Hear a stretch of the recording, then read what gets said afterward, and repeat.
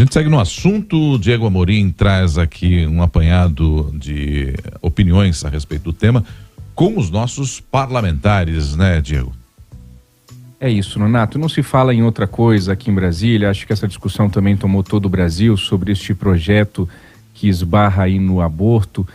E então não tem como a gente deixar de falar disso. Já tivemos aí as informações atualizadas do Rafael Tebas, a coluna do Dr. Kifuri sobre esse assunto, e eu trago aqui as opiniões divergentes dentro do parlamento sobre esse tema. É um assunto difícil, não se fala em outra coisa, como eu disse, então aqui estamos com muita tranquilidade. Eu vou até evitar modular a minha voz na coluna de hoje, porque eu sei que é um assunto que mexe com muita gente, mexe comigo, mexe com você ouvinte, tem um monte de variáveis envolvidas aí, concordemos ou não com essas variáveis, estamos falando de saúde pública, por óbvio, é um assunto que esbarra na religião e na fé de muita gente, no direito das mulheres, na biologia e na discussão que envolve o início da vida. Então o aborto não é um assunto simples, não é um assunto novo, e nós precisamos falar dele de maneira serena, de maneira tranquila, se assim conseguirmos. O que eu vou fazer na coluna de hoje? Reunir para você, ouvinte do jornalismo da Nova Brasil FM, os principais argumentos dentro da política no Congresso Nacional de quem é favorável e de quem é contrário a esse projeto que teve o regime de urgência aprovado na semana passada e que, como o Tebas nos contou agora há pouco, não há uma previsão de votação do mérito num curto prazo. Se você concorda ou não com os argumentos que eu vou trazer dos parlamentares, respira fundo. Se virou uma enorme polêmica e provocou uma repercussão gigantesca, existe ou deveria pelo menos existir um debate em torno desse assunto, mas eu desconheço quem tenha mudado de opinião sobre o aborto de um lado ou de outro recentemente. Quem é a favor do projeto e, portanto, contra o aborto em todos os casos, diz o quê? Há o entendimento nessas pessoas de que a vida existe a partir da fecundação do espermatozoide com o óvulo dentro do corpo da mulher. Portanto, há ali um outro ser humano dentro de um outro ser humano, que é a mulher. E que, portanto, o Estado deve olhar para aquele feto como um cidadão que também tem direitos.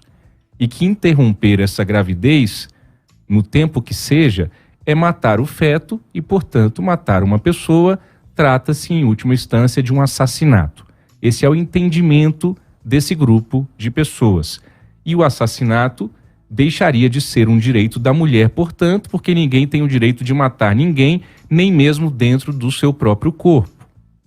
No grupo que defende esse projeto e, portanto, é contra o aborto, há sempre o argumento de que os casos de estupro que ganharam mais noticiabilidade nos últimos dias são casos muito mínimos no grosso dos abortos que acontecem no Brasil. E que ninguém está falando em passar a mão na cabeça de estuprador, o que obviamente é algo extremamente condenável, que a criança não pode ser presa porque a lei brasileira não permite que crianças sejam presas abaixo de 18 anos. Agora, há o reconhecimento nesse grupo, esse ponto é muito importante, de que o texto que foi apresentado é um texto muito ruim que precisa de ajustes. É claro que quem fez esse texto leu e releu esse texto algumas vezes.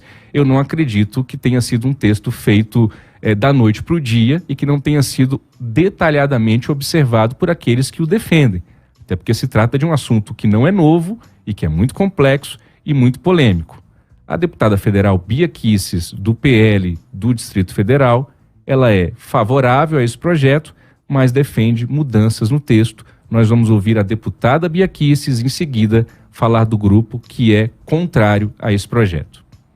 O fato é que a gente precisa deixar mais claro, pelo debate, que o que a esquerda e a mídia em geral estão falando sobre o projeto é mentira, uma mentira muito deslavada, porque estão dizendo que a menina de 14 anos, de 12 anos, que abortar ela será condenada a 20 anos de cadeia. Gente, pela lei brasileira, menor de 18 anos é inimputável. Ela não vai responder de acordo com o Código Penal, apenas aquela que for maior de idade. Bom, a gente sabe que a gente pode melhorar o texto. A única coisa que não dá para a gente negociar é a questão da defesa da vida. A vida é inegociável.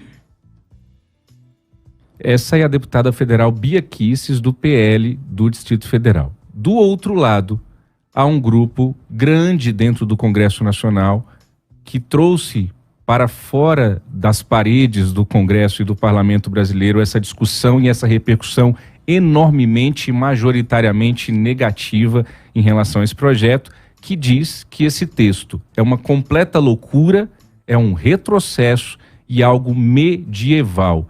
E nem se entra no mérito das pessoas que são contrárias a este projeto especificamente, se existe ou não início da vida na 22ª semana, antes ou depois disso.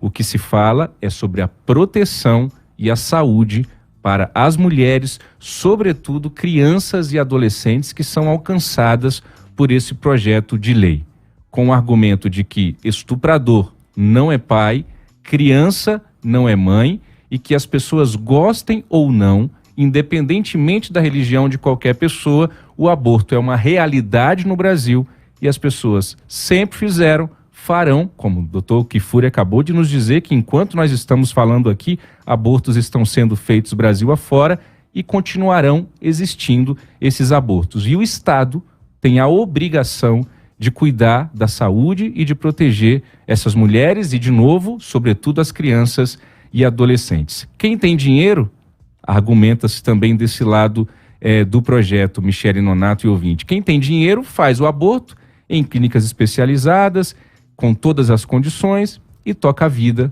depois do aborto. Quem não tem condições, a maioria das pessoas, faz como o doutor Kifuri nos contou agora há pouco. E aí morre, e aí provoca um desastre que vai em escala a partir dessa situação. Ninguém vai conseguir mudar essa realidade, é o que se defende nesse grupo de quem é contrário a esse projeto e que, portanto, é uma aberração avançar com qualquer possibilidade de aprovação nesse sentido. Eu ouvi o deputado federal Ivan Valente, do PSOL de São Paulo, e por que um parlamentar do PSOL? Porque o deputado Sóstenes Cavalcante, do PL do Rio de Janeiro, que é o autor desse projeto, chegou a oferecer a seguinte alternativa: o PSOL retiraria do Supremo Tribunal Federal uma ação que trata do aborto e, por consequência, o próprio deputado Sóstenes Cavalcante também recuaria e retiraria de tramitação esse projeto sobre o aborto. Vamos ouvir o que me disse o deputado Ivan Valente. O PSOL nunca negociaria direito das nossas mulheres e crianças, a sua dignidade, e nunca defenderia estupradores e pedófilos. É isso que esse projeto propõe. Na verdade, ele está baseado numa resolução reacionária médica que desrespeita o CFM, o próprio juramento de Hipócrates. O que aconteceu ali é uma manipulação política entre Lira e a bancada de direita e extrema-direita. E eles precisam pagar essa conta, passaram de todos os limites. E nesse momento, o pessoal nem juridicamente pode retirar mais do Supremo, eles não conhecem nem a lei. Por isso que ele está propondo uma retirada, uma troca que nós nunca aceitaríamos, porque os talibãs de lá é que precisam ser criminalizados, identificados como o presidente da casa, Lira, que são inimigos das mulheres e das crianças. Aí está o deputado federal Ivan Valente, do PSOL de São Paulo. Para concluir Conexão Brasília de hoje, Michele Nonato, eu faço uma rápida análise política, estritamente política desse caso, sem nenhum comentário, depois de trazer para os nossos ouvintes o que se diz a favor e o que se diz de maneira contrária a esse projeto. Esse debate sobre o aborto, como eu disse há pouco e repito, é muito importante a gente se convencer disso, não é algo simples, não é algo novo.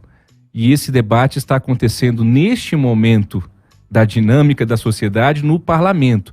Mas esse debate já aconteceu e acontece em outras instâncias da sociedade civil e entre os três poderes também. Como eu disse há pouco, há uma ação do PSOL no Supremo Tribunal Federal.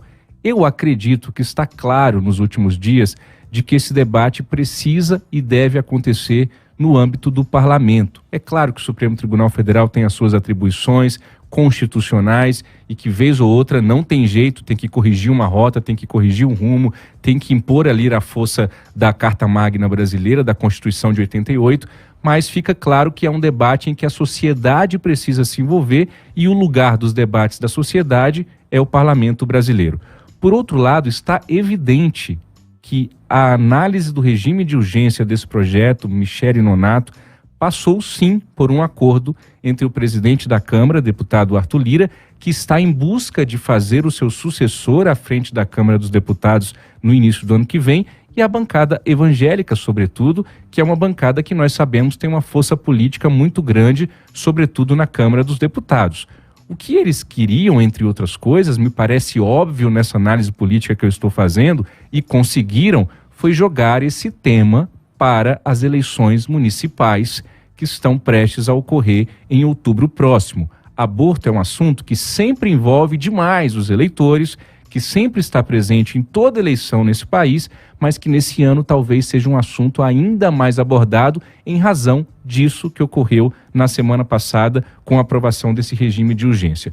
Por fim, para concluir, o Congresso Nacional que nós temos hoje é um Congresso Nacional conservador. Goste-se ou não, concorde-se ou não, eu estou trazendo um fato para que isso molde as nossas opiniões e análises e interpretações do que o Congresso está fazendo.